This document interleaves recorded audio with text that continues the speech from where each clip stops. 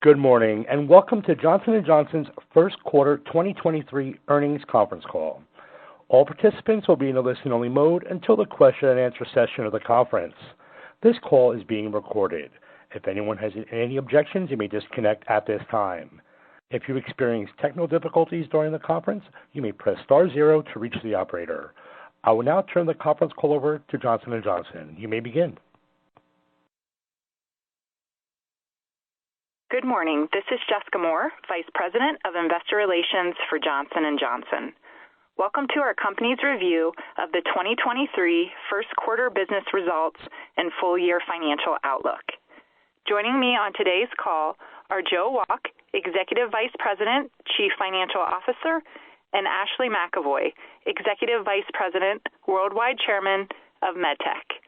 Unfortunately, Jennifer Taubert, Executive Vice President, Worldwide Chairman of Pharmaceuticals, is not feeling well and is unable to join us today. A few logistics before we get into the details. As a reminder, you can find additional materials, including today's presentation and associated schedules, on the Investor Relations section of the Johnson & Johnson website at investor.jnj.com.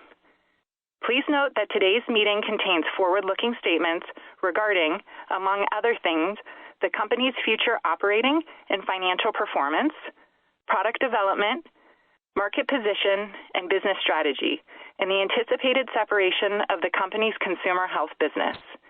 You are cautioned not to rely on these forward-looking statements, which are based on current expectations of future events using the information available as of today's date, and are subject to certain risks and uncertainties that may cause the company's actual results to differ materially from those projected. A description of these risks, uncertainties, and other factors can be found in our SEC filings, including our 2022 Form 10-K, which is available at investor.jnj.com and on the SEC's website. Additionally, several of the products and compounds discussed today are being developed in collaboration with strategic partners or licensed from other companies. This slide acknowledges those relationships. Moving to today's agenda, I will review the first quarter sales and P&L results for the corporation and highlights related to the three segments. Joe will then provide additional business and financial commentary before sharing an overview of our cash position, capital allocation priorities, and updated guidance for 2023. The remaining time will be available for your questions. We anticipate the webcast will last approximately 60 minutes. Now let's turn to our first quarter results. Worldwide sales were $24.7 billion for the first quarter of 2023, an increase of 5.6% versus the first quarter of 2022. Operational sales, which excludes the effect of translational currency, increased 9%, as currency had a negative impact of 3.4 points. In the U.S., sales increased 9.7%. In regions outside the U.S., our reported sales increased 1.8%. Operational sales outside the U.S. increased 8.3%, with currency negatively impacting our reported OUS results by 6.5 points. Excluding the net impact of acquisitions and divestitures, adjusted operational sales growth was 7.6% worldwide, 7.4% in the U.S., and 7.9% outside the U.S., with all three segments growing sequentially over the fourth quarter. Turning now to earnings. For the quarter, net loss was $68 million and basic loss per share was $0.03 versus diluted earnings per share of $1.93 1 year ago, primarily driven by the $6.9 billion charge related to the talc settlement proposal. Excluding after-tax intangible asset amortization expense and special items for both periods, adjusted net earnings for the quarter were $7.1 billion and adjusted diluted earnings per share was $2.68, representing a decrease of 0.9% and an increase of 0.4% respectively, compared to the first quarter of 2022. On an operational basis, adjusted diluted earnings per share increased 3%. I will now comment on business segment sales performance highlights for the quarter.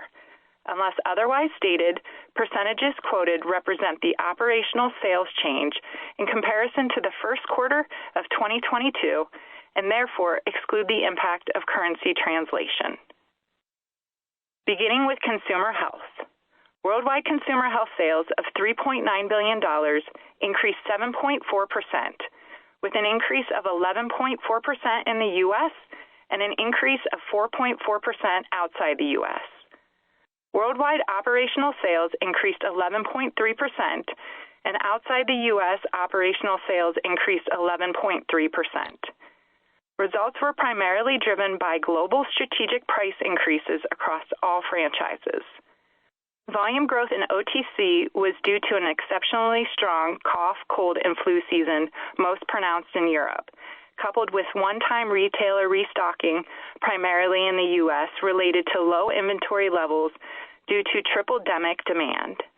Skin Health Beauty delivered double-digit growth driven by price actions, lapping prior year supply constraints, and current quarter restocking, as well as strong Neutrogena and Aveeno e-commerce and club channel performance and new product innovations.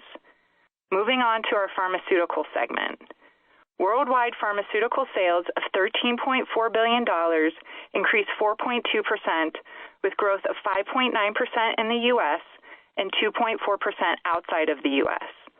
Worldwide operational sales increased 7.2%, and outside the U.S., operational sales increased 8.6%. Excluding the COVID-19 vaccine sales, worldwide operational sales increased 4.9%, U.S. operational sales increased 7.1%, and outside the U.S., operational sales increased 2.4%. Pharmaceutical growth excluding the COVID-19 vaccine was driven by our key brands and continued uptake in our recently launched products, with 8 assets delivering double-digit growth. We continued to drive strong sales growth for both Darzalex and Arleta, with increases of 25.7% and 40.3% respectively. Stelara grew 9.6%, driven by market growth and share gains in Crohn's disease and ulcerative colitis, with gains of 2.2 points and 4.8 points in the U.S. respectively, partially offset by unfavorable patient mix and price. Tremfya grew 11%, driven by market growth and share gains in psoriasis and psoriatic arthritis, with gains of 0.9 points and 2.1 points in the U.S. respectively, partially offset by unfavorable patient mix. Turning to newly launched products, we are excited to disclose Carvykti and Spravato sales for the first time this quarter.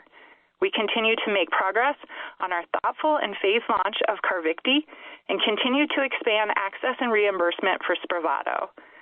Also, we are encouraged by the early success of our launch of Tecvayli, sales of which are included in other oncology.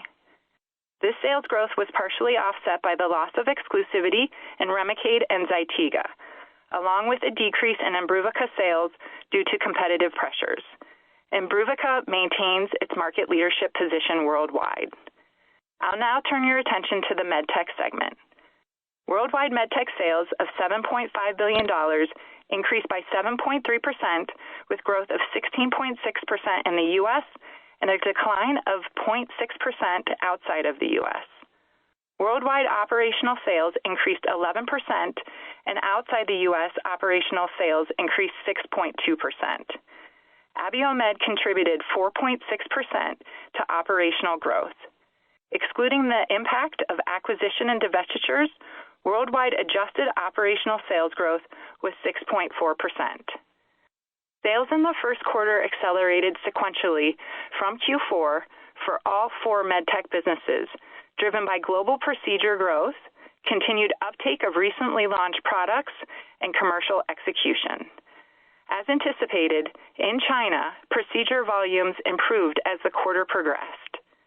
Partially offsetting growth in the quarter was the impact of volume-based procurement in China, as well as supply constraints. The Interventional Solutions franchise delivered operational growth of 41.9%, which includes $324 million related to Abiomed. We are excited about the progress of the integration, to which Joe will provide additional context. Excluding the impact of the acquisition, this franchise delivered another quarter of double-digit worldwide growth at 12.3%. As we continue to increase our reporting transparency, beginning this quarter, we are providing visibility to electrophysiology sales. Electrophysiology continued to deliver double-digit sales growth in all regions, with the exception of Asia Pacific, which reflects impacts related to volume-based procurement in China.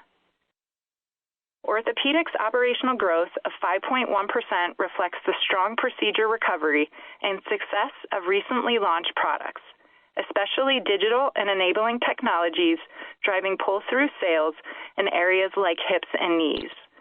Growth was partially offset by the impacts of volume-based procurement in China, primarily in hips and spine. Global growth of 9.3% in contact lens and other reflects continued penetration of our AccuView Oasis One-Day family of products, including the recent launch of AccuView Oasis Max One-Day, strong commercial execution, and strategic price actions. Growth in contact lens and U.S. surgical vision was tempered by continued supply challenges.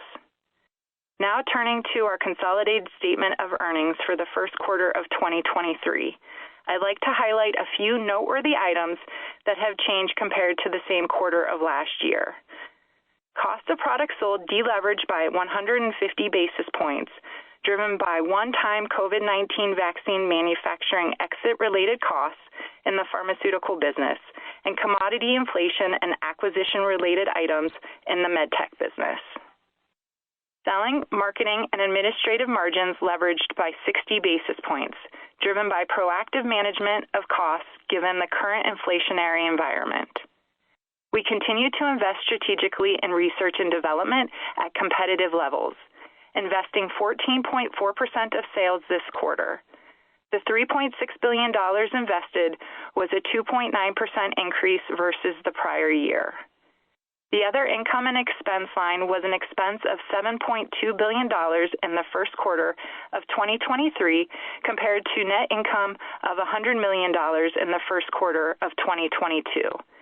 The increase in expense was the result of the $6.9 billion charge related to the talc settlement proposal recorded in the first quarter of 2023 as previously disclosed. Regarding taxes in the quarter, our effective tax rate was 90.8% versus 12.2% in the same period last year, primarily driven by the $6.9 billion accrual for the talc settlement proposal. Excluding special items, the effective tax rate was 16.5% versus 13.3% in the same period last year. I encourage you to review our upcoming first quarter 10-Q filing for additional details on specific tax matters. Lastly, I'll direct your attention to the box section of the slide, where we have also provided our income before tax, net earnings, and earnings per share adjusted to exclude the impact of intangible amortization expense and special items. Now let's look at the adjusted income before tax by segment. In the first quarter of 2023, our adjusted income before tax for the enterprise as a percentage of sales decreased from 35.1% to 34.2%. Pharmaceutical margins declined from 44.1% to 43.2%, driven primarily by mix, partially offset by proactive management of costs. MedTech margins remained flat at 27%, driven primarily by inflationary impacts offset by proactive management of costs. Finally, consumer health margins improved from 22.1% to 22.3%, driven primarily by strategic price actions, partially offset by input cost inflation. This concludes the sales and earnings portion of the Johnson & Johnson first quarter 2023 results. I am now pleased to turn the call over to Joe Wolk. Joe? Thank you, Jess, and thank you all for joining today's call. We are pleased to report another quarter of strong operational performance across our business. The results reflect the strength and versatility of Johnson & Johnson and our commitment to improving healthcare outcomes around the world. 2023 has many important catalysts that can drive meaningful near and long-term value for Johnson & Johnson shareholders. We remain focused on the successful separation of our consumer health business, Kenvue, which will position both companies to be more agile, focused, and competitive. We are also expecting a number of pipeline advancements that will provide increased confidence in our pharmaceutical and medtech businesses. Our pharmaceutical segment delivered a strong first quarter. Growth from our pharmaceutical business continues to be driven by key assets in our existing portfolio, including Darzalex, Tremfya, Erleada, Invega Sustenna, and Uptravi, as well as uptake from new launches such as Spravato, Carvykti, and Tecvayli. 2023 is an important year of scientific innovation for our pharmaceutical business, and in Q1, we announced that Carvykti, our BCMA cell therapy, met its primary endpoint in the CARTITUDE-4 study, a phase 3 trial in multiple myeloma patients who have received 1 to 3 prior lines of therapy. We look forward to presenting these results in an upcoming major medical meeting. Additionally, our partners at Protagonist Therapeutics announced positive top-line results from the phase 2b Frontier-1 study of our oral IL-23 in patients with moderate to severe plaque psoriasis. We look forward to sharing this data and future development plans at an upcoming medical meeting. Finally, as we continually review our portfolio to prioritize the most transformational assets for ongoing investment and an assessment of the RSV vaccine landscape, the company made the decision to discontinue its investigational RSV adult vaccine program. This decision is part of a broader effort to make strategic choices for our pipeline and R&D investments to focus on medicines with the greatest potential benefit to patients. Looking at the rest of the year, we expect important data from key pipeline assets such as nipocalimab and Tremfya, as well as the potential approval of talquetamab. Importantly, I want to mention 2 additional highlights. First, the Mariposa study of Rybrevant plus lazertinib in frontline non-small cell lung cancer remains on track, with the potential for final analysis later this year. We are also excited to present data from the Sunrise-1 study of TAR-200 in muscle-invasive bladder cancer at the American Urological Association's annual meeting this month, which demonstrated a promising complete response and safety profile. Regarding our pharmaceutical business, I'd like to reiterate some comments I recently made at the Cowen Investor Conference in March related to the strengthening of the U.S. dollar and the impact on the 2025 pharmaceutical sales goal the team put forth during the 2021 Investor Day. While we don't speculate on currency, based on the current rates, the 2025 sales target of $60 billion is approximately $57 billion on a constant currency basis. In 2022 alone, FX had a negative impact of roughly $3 billion in pharmaceuticals. While that is the math, qualitatively since 2021, a number of things have changed in our portfolio. On the plus side, we've seen acceleration of some current and potential upcoming launches, like Tecvayli and talquetamab. But to be balanced, we've also experienced competitive pressure on Imbruvica above what was anticipated in 2021. So many push and pulls, but we are striving to attain our operational goals. We are confident in our ability to exceed 2025 estimates the Street has out there today of approximately $54 billion. MedTech delivered a strong quarter of sales growth. We continue to advance key pipeline programs. For example, within our electrophysiology business, we reached a few milestones this quarter related to our pulse field ablation pipeline programs, including the European clinical study INSPIRE, which achieved early success by meeting both primary safety and efficacy endpoints. Additionally, we announced completion of the first procedures in the European SmartFire clinical study evaluating the safety and effectiveness of our investigational dual energy catheter, which combines both pulse field and radiofrequency ablation capabilities. As you know, we continue to prioritize investment in high-growth areas, as demonstrated by our acquisition of Abiomed, which closed this past December. With Abiomed, MedTech now has 12 platforms with over $1 billion in annual sales. While it is still early days, we are pleased with the integration and performance of Abiomed. Patient utilization of Abiomed technologies grew mid to high teens in both Europe and the United States and over 30% in Japan. We continue to see strong adoption of newer technologies such as Impella 5.5, and we achieved record quarterly enrollment in both the STEMI DTU and Protect 4 pivotal trials as we continue to advance efforts in pursuit of Class 1 guidelines. For perspective, operational sales growth compared to the same quarter last year reported by Abiomed as a standalone company was 22%. In orthopedics, just this month, we obtained CE mark for the VELYS robotic-assisted solution, positioning us to expand our international footprint with this differentiated solution in total knee.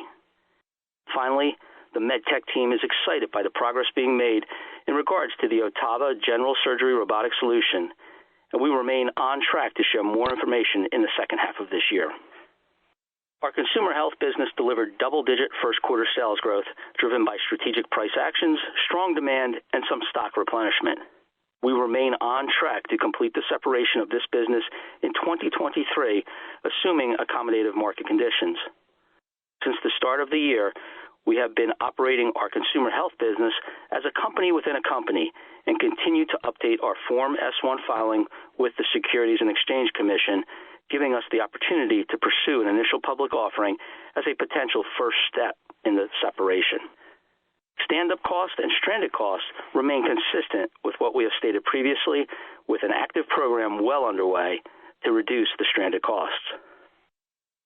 Turning to notable enterprise events, I'd like to briefly touch on LTL's refiling for bankruptcy on April 4th.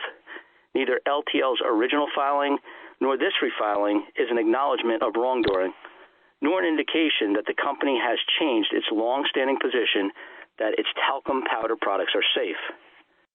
Our goal continues to be for an equitable and efficient resolution of the cosmetic talc litigation against the company, and we believe this refiling represents progress towards that goal. As a reminder, LTL's bankruptcy filing will not have an impact upon the Kenvue separation, and the talc liabilities in the United States and Canada will remain with Johnson & Johnson. As part of the refiling, we have proposed a reorganization plan that has significant support from claimants and includes payment of $8.9 billion in present value over a 25-year period.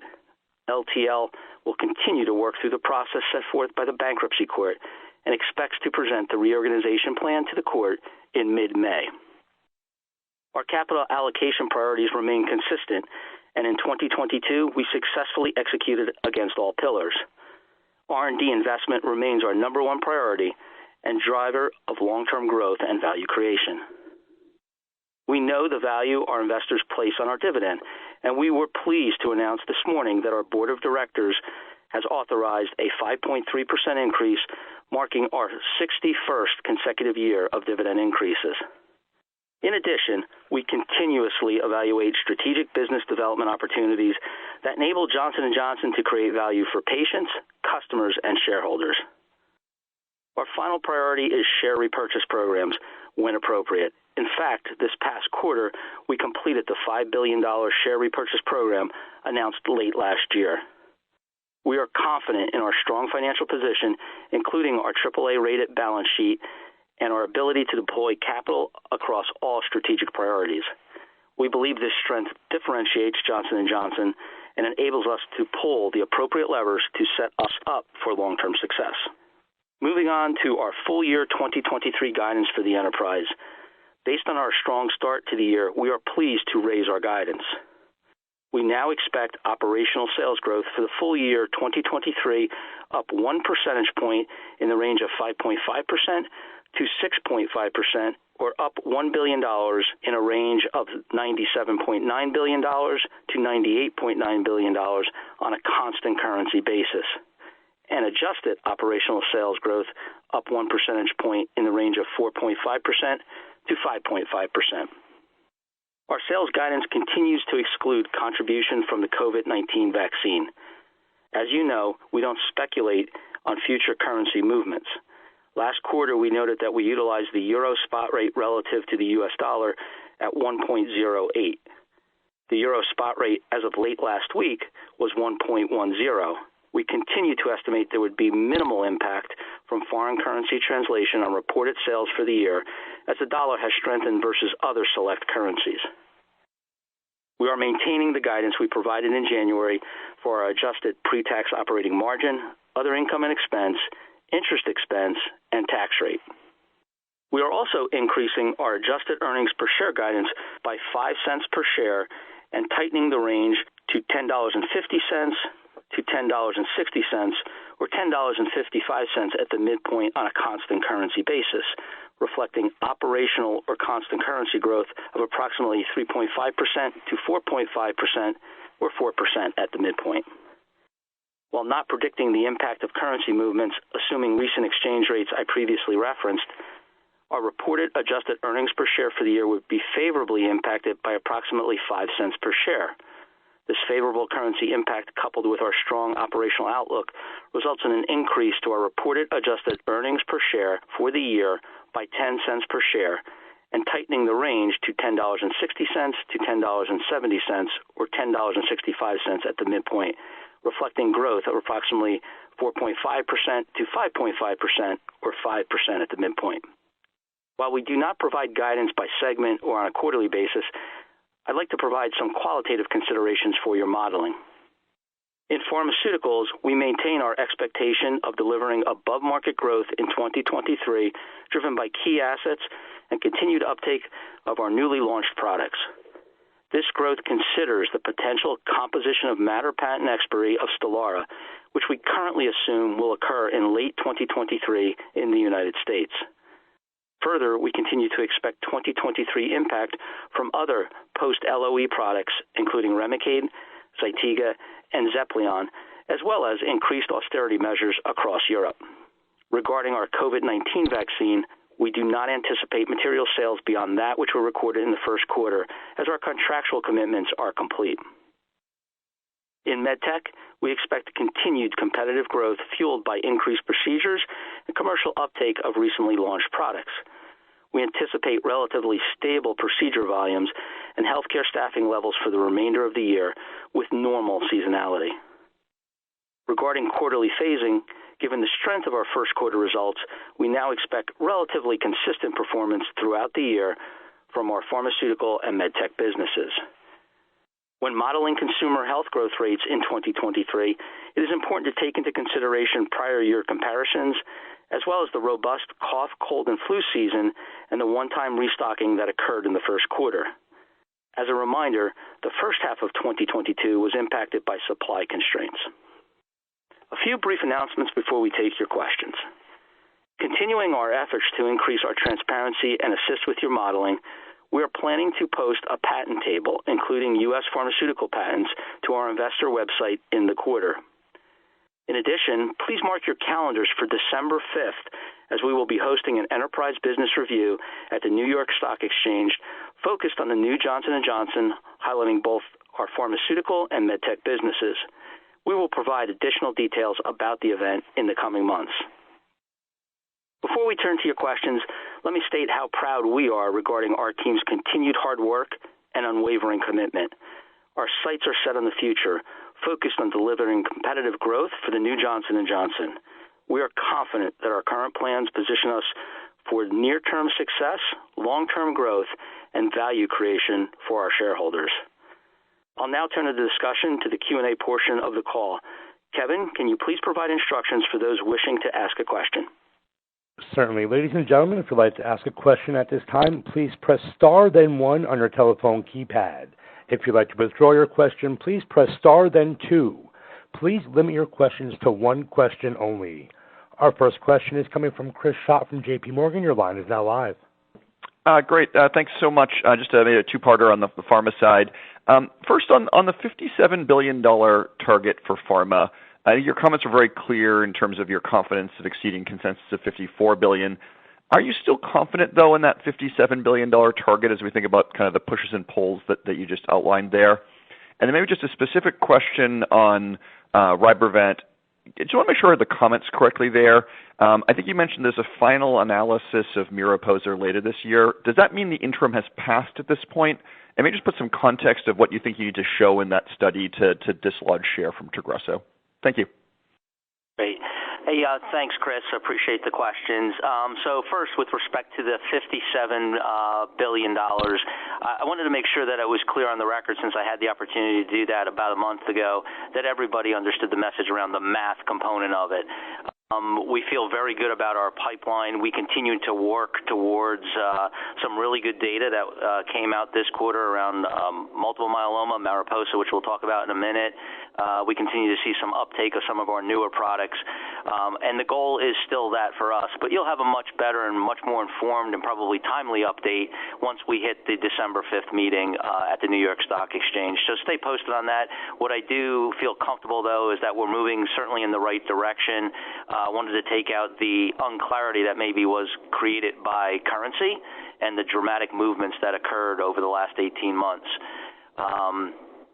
So for MARIPOSA, I would say, the study of Rybrevant and lazertinib in frontline non-small cell lung cancer versus Tagrisso remains very much on track. It's an event-driven trial, so there's the potential for final analysis later this year, which is actually 2 quarters ahead than what we had originally expected. It was originally expected to be second quarter of 2024. The accrual to the study, we can say, is very rapid, as there was tremendous interest, and the interim analysis was specified in the protocol with a significantly limited follow-up, and supported the continuation of the study. We were blinded to that interim analysis, and as far as what we need to show, I think we're just going to let the science dictate, let the trial results come out, but we feel pretty comfortable where we're at now and pleased with how quickly the trial enrolled. Thank you. Next question is coming from Matt Miksic from Barclays. Your line is now live. Great, thanks so much. I have, if I could, just one question on knees and a quick follow-up, kind of a general strategy question on Stelara and Pharma, if I could. So on knees in the U.S., obviously very strong growth, and just wondering if you could, and I think expectations have been strong throughout Q1.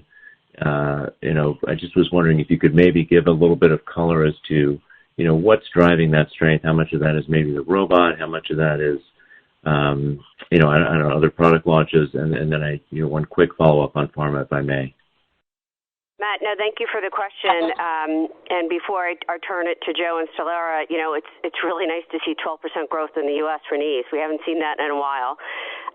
But before I get into specifically knees, maybe just a quick frame on the quarter. Obviously, first, the industry, I think continues to remain strong and growing. Procedures are well in recovery mode. It's awesome to see an 11% operational performance and 6.4 adjusted ops for the first quarter. It was our first quarter with Abiomed, so if you look at them on like-for-like periods as a standalone of 22% growth. But I think when I look at, all of the math, if you will, for the quarter, what I'm most pleased about is really the balanced growth. And we had our BWI business up 13%, our global vision up 8%, and our U.S. business, our largest market, growing north of 8%, really fueled by ortho performance, up 6%, as well as surgery, up 6%. And you hear us talk about these 12 $1 billion platforms, but 6 of those grew double-digit in the United States in the quarter. EMEA was strong, and Asia was a little bit soft, dragged down by China. Obviously, Jan and Feb was a bit softer. We were encouraged with March. Procedures recovered in March. But I would call it 3 specific innovations, and then I'll get deeper into knees. One is our pulse field ablation. So we're very pleased with the data in AFib that it's promising. We have 4 clinical trials ongoing. 2 out of the 4, we've completed enrollment, and we shared the data from the INSPIRE trial where we met the primary endpoint for both safety and efficacy. Our Abiomed, as we've talked about, we're about 90 days in. They continue to advance the innovation pipeline. They're in clinic in 4 clinical trials to expand new products and to expand indications to get Class 1 designation.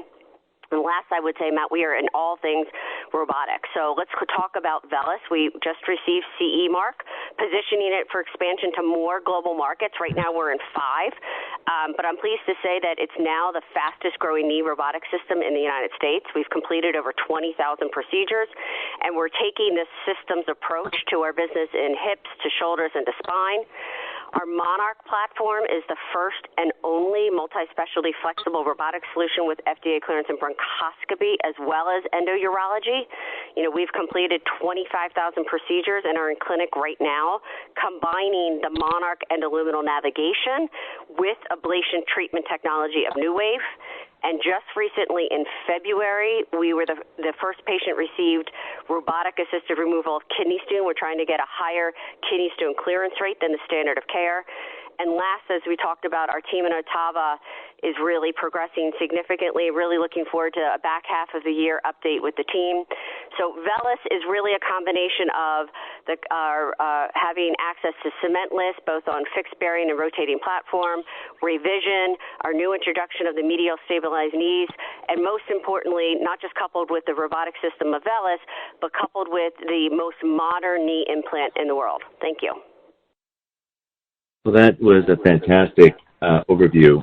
Thanks for that, and congrats on all the innovation and the significant change in momentum across all those businesses. Just the quick, question I guess I had on pharma was, it's a big question, and I think it's on a lot of investors' minds. As we turn into the end of the year, and you think about Stelara, and you think about sort of the actions that you expect to take, whether organic, in the pipeline that you have, and as it comes through, and some of these new products launch and get bigger, and then strategic. If you could maybe give a sense of, what are your goals over the next 12, 18 months as you sort of weather that LOE, and what sort of mix of action should we expect you to take to kind of manage through that? Thanks. Sure. Thanks, Matt, for the question. A lot to maybe unpack possibly there. But let me first start with our base assumption, the guidance, which has the underlying assumption that in the U.S., Stelara will lose exclusivity in the late third quarter, early fourth quarter of this year. And that's kind of the assumption that we're going on. What I would say is that's somewhat fluid. At this point, there are currently no biosimilars approved. In terms of our planning, we are expecting, despite learning a lot over the last few years with Remicade, we're expecting a steeper erosion curve than what was experienced there because this is a self-administered subcutaneous product. There'll be multiple competitors on the market at some point, and they may have the affordability of interchangeability. But we may remain committed to growing through the patent expiration. One of the great things about our portfolio, whether we're talking within pharmaceuticals or across the broader business, is we've got 30 products or platforms that generate over $1 billion in annual revenue. So we're not dependent on one product the way others may have.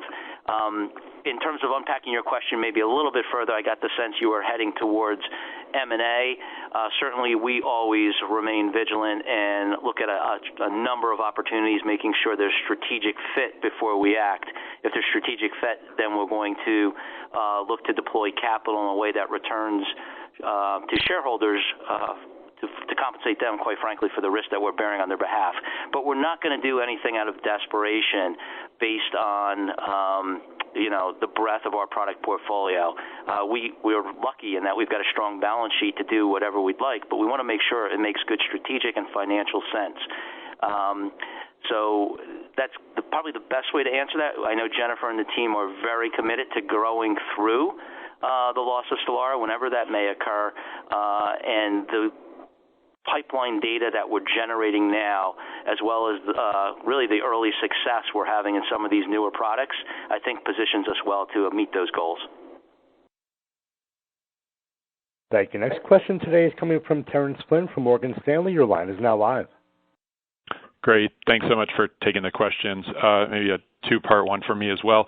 Thanks for the update on the talc litigation, Joe. I was just wondering if you could comment at all about any additional progress towards that 75% threshold, specifically the denominator and kind of where that's shaking out. And then on the oral IL-23 program there, just wondering if you can confirm if you're going to advance into phase 3 and where that drug might be positioned ultimately in the treatment paradigm based on the data you guys have seen thus far. Thank you. Great. Thanks for the question, Terrence. Let me start with the second one first. With respect to the oral IL-23, where our partners at Protagonist announced some very encouraging data out of the phase 2 Frontier 1 study. So we do plan to present data from various preclinical and clinical studies on this compound at medical conferences beginning in the second quarter of this year. We believe this could be very much a important and underappreciated asset within our immunology portfolio. With respect to the litigation, we thought that this could come up as a question, so we're very pleased to have Andrew White, our Assistant General Counsel, here with us today. But let me say maybe a couple qualitative things from my seat, and then we can have Andrew either clean it up or give you some more specifics. But it is important to note that, these cases, and we stand by the safety of the product, there's decades of independent research conducted by reputable government agencies, patient advocacy groups, as well as academic institutions that support the safety of cosmetic talc. Furthermore, it was only 2 years ago in a Daubert hearing where the judge really restricted the use of many of the claims, supposedly scientific claims, that were being made by the plaintiff's attorneys in this case, and many pundits even classified it as junk science at that point. Here we have the support of 60,000 to 70,000 claimants that would vote for the proposal as it's currently presented. But curiously, we've got a small number of plaintiffs' attorneys who don't even want to give their claimants the right to vote. So we're simply asking that they get the right to vote. Now, from my chair as CFO, it is unfortunate that we've got to put dollars towards, quite frankly, baseless scientific claims. However, litigation is inherently costly when it's protracted, and it's also inherently uncertain. And our proposal really aims to bring certainty in a very efficient manner for all really involved, something that would otherwise take probably decades to resolve.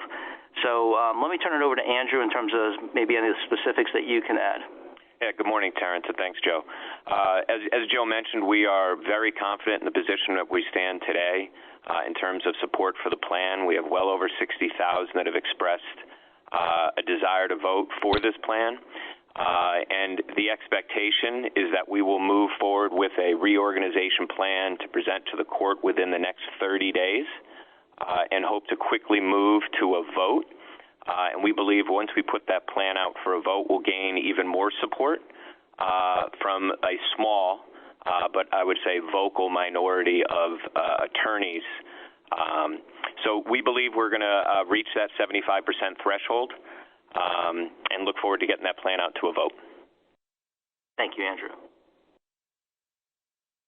Thank you. Next question today is coming from Larry Beagleson from Wells Fargo. Your line is now live. Good morning. Thanks for taking the question.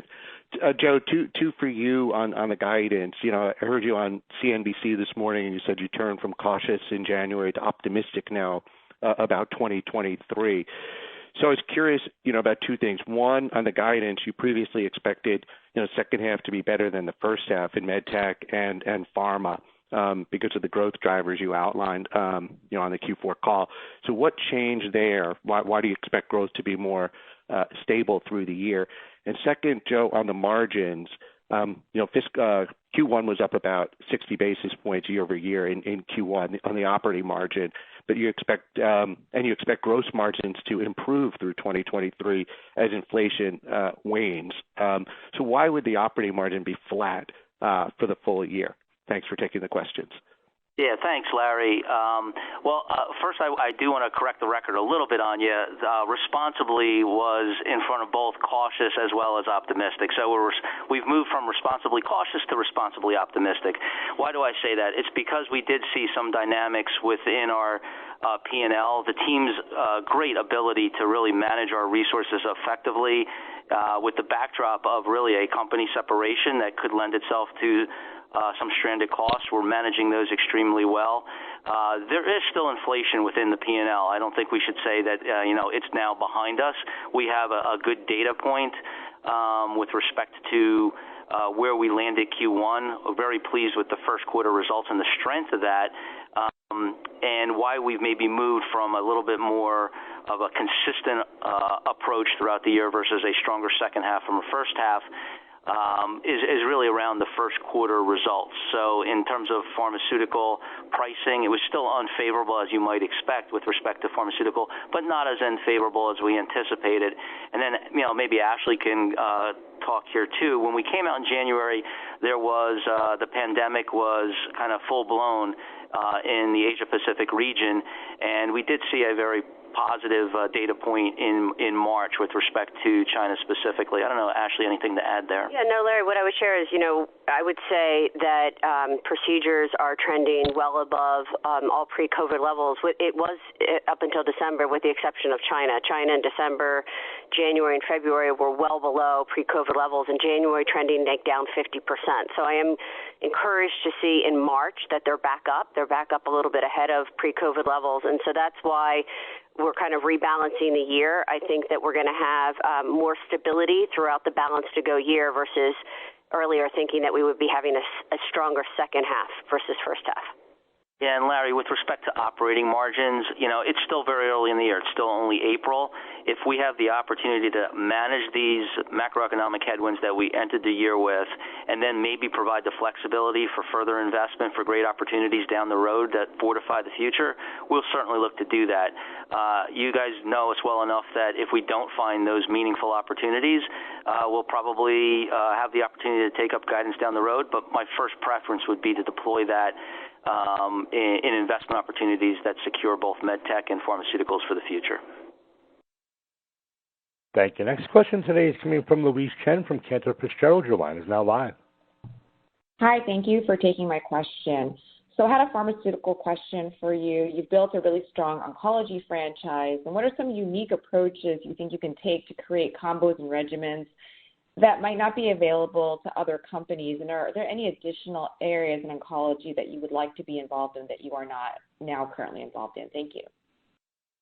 Yeah, thanks for the question, Louise. So, I think we're always looking at combinations. The one that's most prolific at this point now is certainly the one for non-small cell lung cancer, which really impacts about 20% of lung cancer that's diagnosed today with a certain mutation. We're very much looking forward to the data that may read out later this year with respect to that. In terms of new areas, I know that the teams are looking very much. I would say some of the new areas that we're coming into now would be some of the bispecific antibodies with respect to multiple myeloma, rounding out that portfolio. We know how I want to say almost personalized that disease is, and having multiple options for treatments and maybe even someday potentially cures certainly lends itself with the multiple options that we have. We're going to be focused on multiple myeloma, obviously, prostate cancer, lung cancer. We're very excited about some of the data that could read out on what I'll call the medtech pharma combo for bladder cancer, and with the Taurus device, with the drug-eluting Balversa. So there's a multiple plays within oncology, which is now our biggest franchise with immunology in terms of sales contribution to the pharmaceutical success.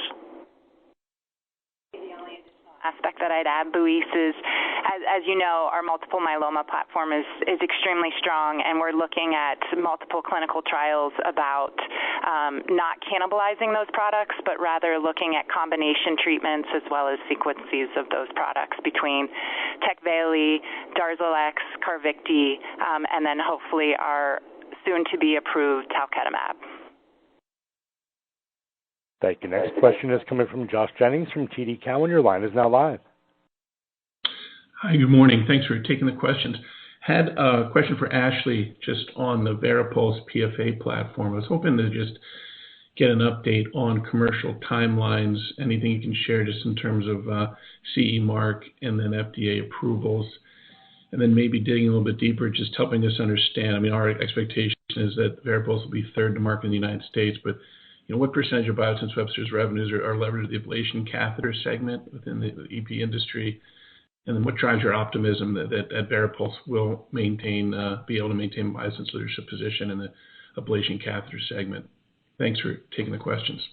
No, thank you, Josh. Listen, it's a really important space, and we always say, at J&J, we're always trying to intercept disease before it advances, and this is one example of managing atrial fibrillation, which is the leading cause of cardiac arrhythmia, and unmanaged, that could lead to a stroke. So, what gives us confidence that we can lead and compete and have a source of differentiation? I would say kind of the following. I'd say, one, we have a 20-year track record of being a world leader in cardiac ablation.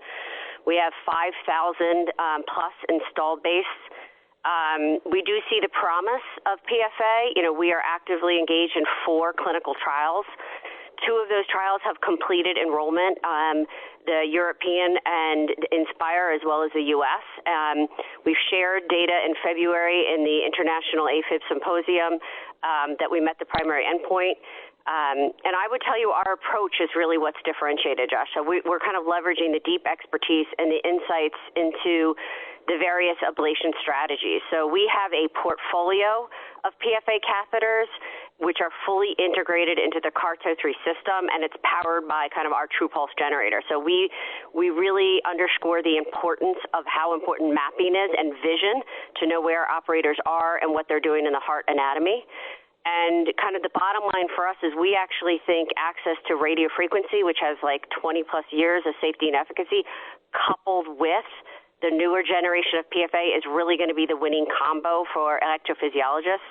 It's really why we are in clinic right now with a dual energy solution, because we think it could offer the relative safety of the PFA and really the proven durability of radiofrequency. So we're not issuing specific timelines, but you can know that we've completed enrollment in 2 of those 4 clinical trials. Thank you. Next question is coming from Jeff Meacham from Bank of America. Your line is now live. Morning, everyone. Thanks for the question. Have 2 related ones in pharma.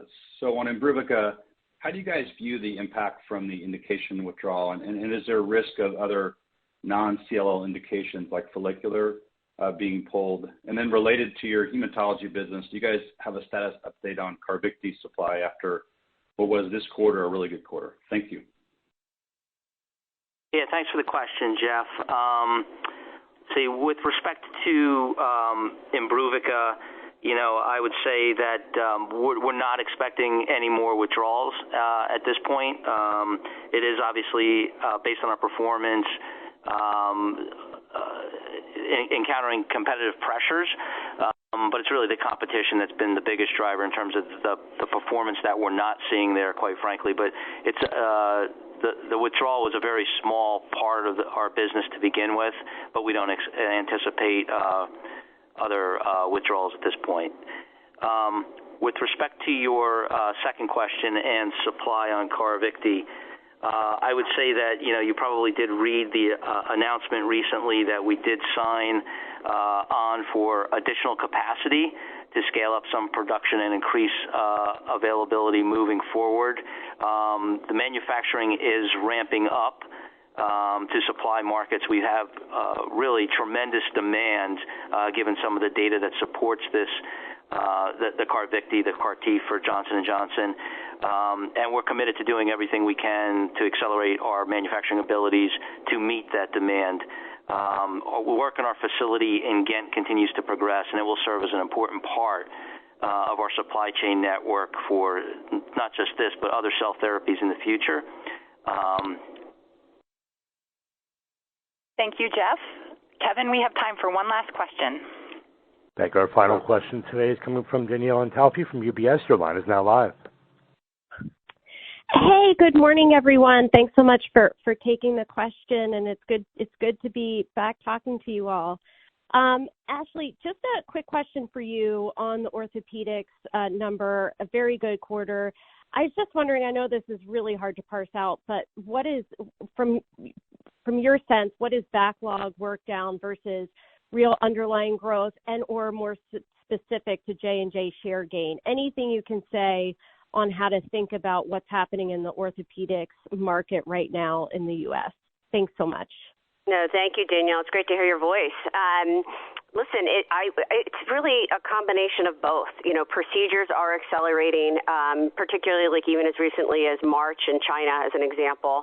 U.S. working through some of the backlog. So I do think that the market is in our favor.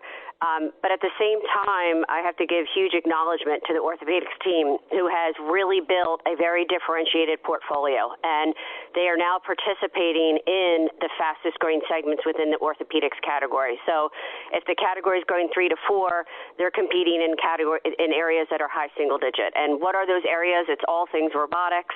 It's around new sites of care like ASCs. It's around extremities. I'm very pleased with our recent acquisition of Crossroads, a foot and ankle. It's what we talked about around, revision knees and cementless knees. Those are really the faster growing segments in orthopedics, and we are well positioned to take advantage of that demand. Thank you for the question. Thank you. Thank you, Danielle, and thanks to everyone for your questions and your continued interest in our company. We apologize to those that we couldn't get to because of time, but don't hesitate to reach out to the investor relations team with any remaining questions that you may have. Enjoy the rest of your day. Thank you. This concludes today's Johnson & Johnson's first quarter 2023 earnings conference call. You may now disconnect.